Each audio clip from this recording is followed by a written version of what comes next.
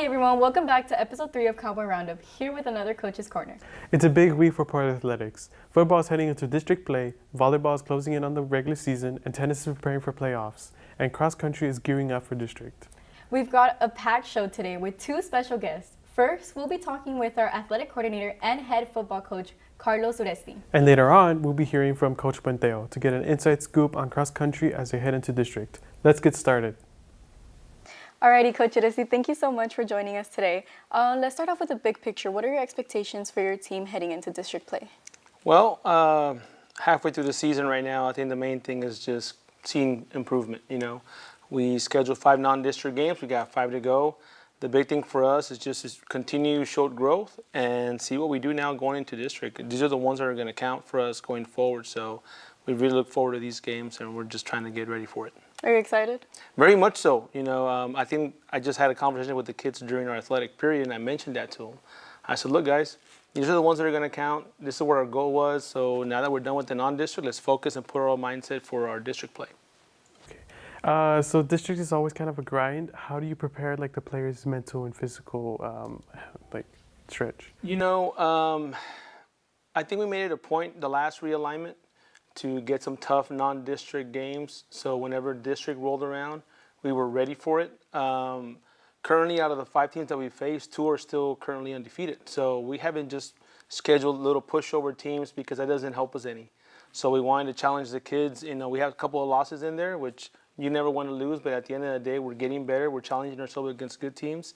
So now when district rolls around this Friday, hopefully we're hitting on all cylinders. And like I said, showing that improvement, we're ready to go for district play. Talking about how we've had losses, every team needs someone to lean on or something. Who are some key players you would rely on when it comes to leading or leaning on?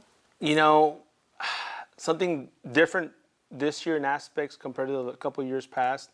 That one junior high is starting to really hit us, especially the last 2 years, and our numbers are starting to get smaller. So this year more than last, we have about 7 or 8 kids that spot play on both sides of the ball, and really 3 start on both sides of the football. So I say those are the guys we're going to lean on just because we expect a lot from them, right? We wouldn't do it. We don't think they can do it. But a kid like Colton Moore, obviously, he's our cowbell on offense, and he kind of helps out on defense quite a bit.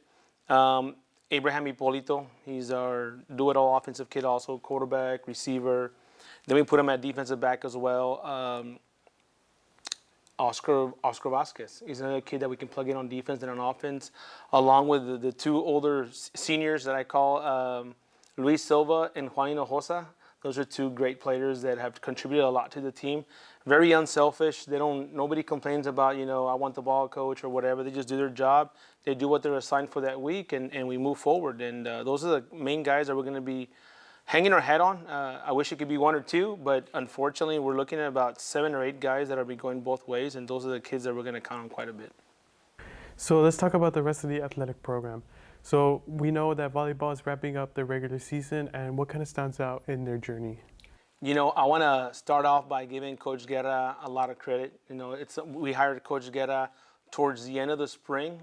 Coach Martinez left us in January, and it took us a couple of months to be able to hire somebody. So in a short off season and going into this school year, she didn't have all her say in the off season, but now going forward she will. I'm very happy with the way the program's really been guided by her. I think the girls have played very hard. They've had a lot of close games that we've lost, unfortunately, but that shows a lot of growth, and the integrity and the mindset of the kids to win and persevere is there. So I'm happy for that.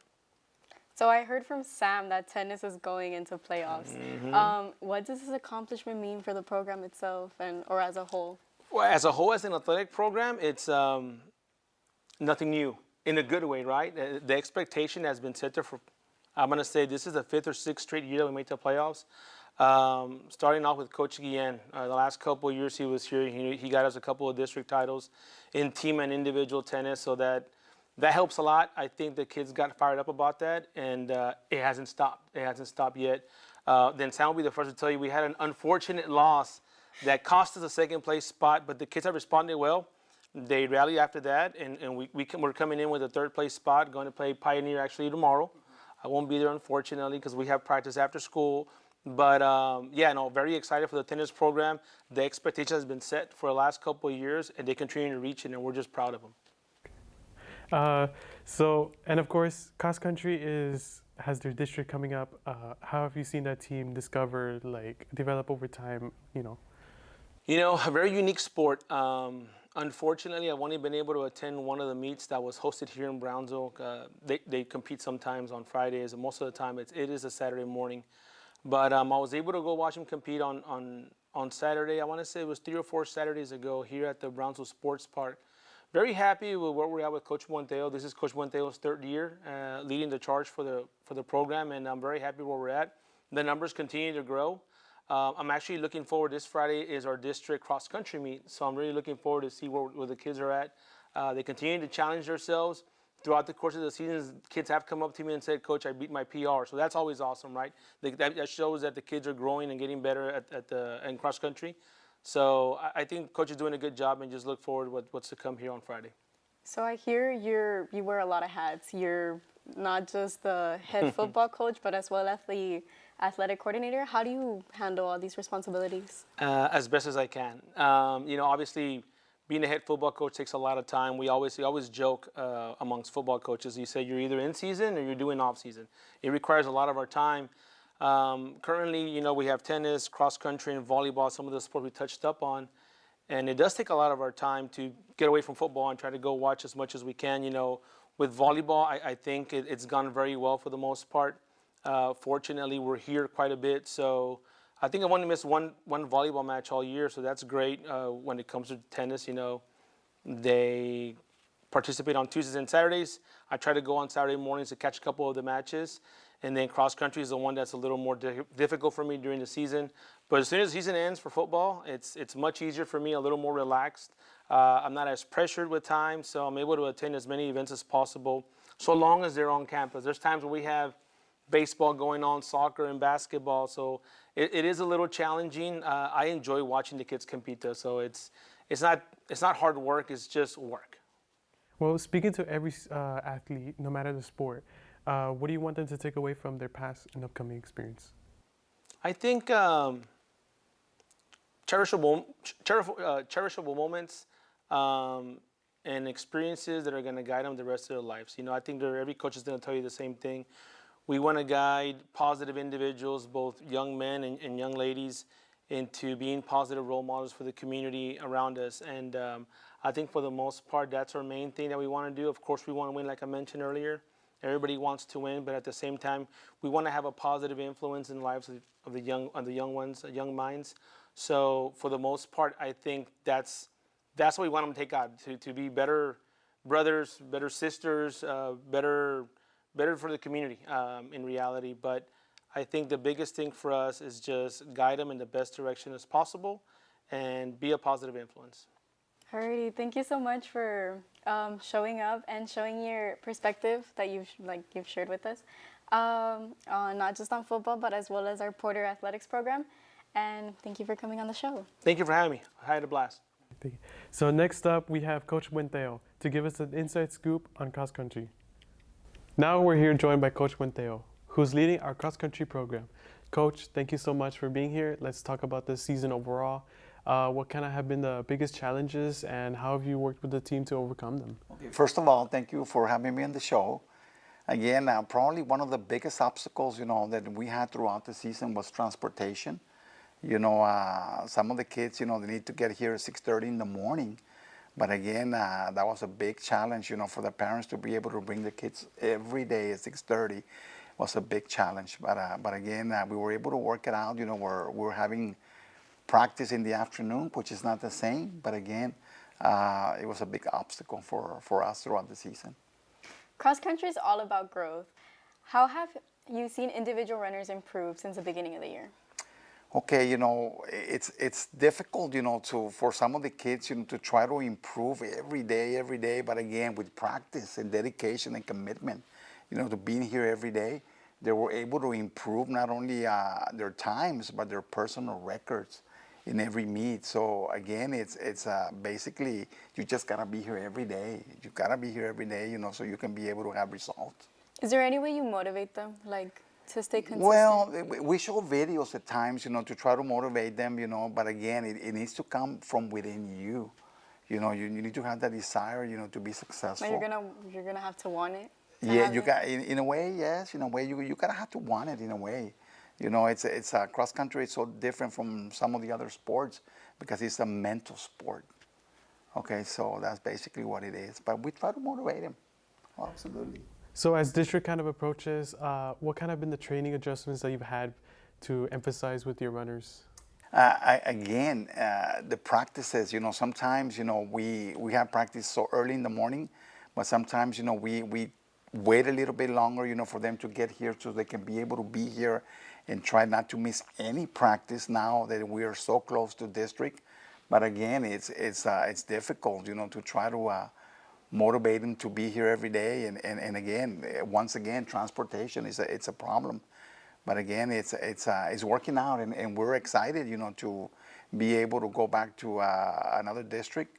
Last year, we have one of our runners that was able to qualify, and hopefully we can surprise people again this year. Every team has its own standouts. Who are some key runners that we should keep an eye on?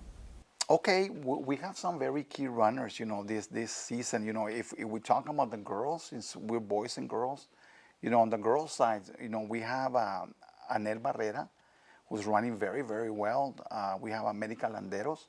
These two are seniors, along with Brittany Carranza. Also, she's also a very good runner. She might surprise a lot of people in district. So I heard she recently joined. Yeah, as well. she recently joined, and she surprised us big time. So again, hopefully, that she can surprise us even more in district. Again, and as far as the boys are concerned, we have Ciso Aguillon on the boys' side, and we have Arturo Banda, who's a junior, but he's running very, very well. I mean, we're extremely proud of him because last year he was having trouble, getting there and trying to reach his times. But this year, he really, really stepped it up big time. And what about the younger athletes? Any underclassmen that kind of stepped up and are on the same level as upperclassmen? Well, we have, I have two in mind, as far as the boys are concerned. We have Daniel Ochoa. Daniel Ochoa is a freshman.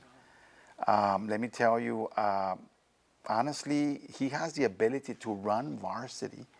But again, I know that I had a talk with him, and he wants to run freshman. So I'm not gonna really push him, to run varsity. I want him to enjoy his freshman year along with Jonathan Zavala, who's also a freshman. They're running very, very well, and we have a feeling that we might do something in the freshman level, in district. I know last year, the girls ended up third in district. So hopefully we can do it this year with the boys.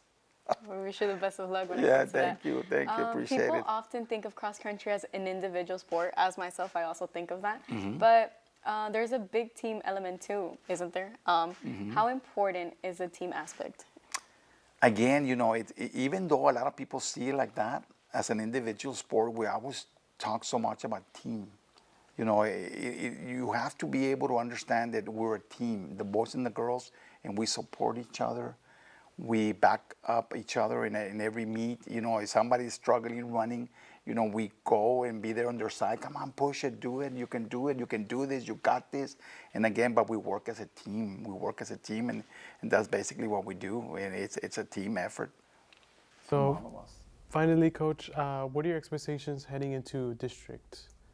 Expectations. Hopefully we can surprise again like we did last year. Nobody was expecting anything from us, and we were the only team from all the high schools to qualify one of our male runners. So hopefully this year we can surprise again, but it's going to be difficult because we're in a very, very tough district. So hopefully, again, the kids understand, that it can be done. If you put your mind to it, it can be done. But again, you're fighting your mind, basically. So hopefully that we can accomplish something special again this year or this meet. Alrighty, thank you so much, Coach Buentello, for sharing your insight, and best of luck at your next meet. Thank you so much for having me here. It was awesome. Thank you. course. Thank you. Alrighty, that's going to be it for today's episode of Cowboy Roundup. Big thanks to Coach Uresti and Coach Buentello for talking with us today. We'll be back with more updates, highlights, and conversations right here on Cowboy Roundup. See y'all next time.